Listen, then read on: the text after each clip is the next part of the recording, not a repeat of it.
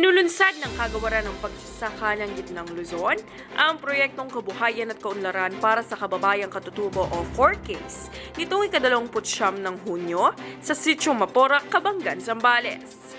Katuwang National Commission on Indigenous Peoples o NCIP, dinaluhan ng Abelling community at iba't ibang kasanggang ahensya tulad ng Department of Trade and Industry, Department of Environment and Natural Resources, Provincial at Municipal Agriculture Office ang nasabing aktibidad.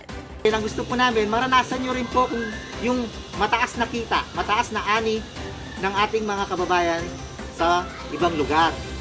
Gusto po namin na maituro rin sa inyo ang mga bagong teknolohiya na kung saan mas mapataas pa natin ang ani natin.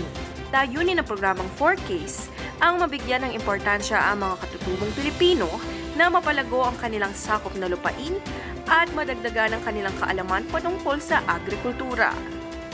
Hinihikayat din ng kagawaran ang mga katutubo na bumuo ng organisadong samahan o kooperatiba nang sa gayon ay maging kwalipikadong benepisyaryo ng anumang proyekto o programa ng kagawaran ng pagsasaka ng gitnang Luzon.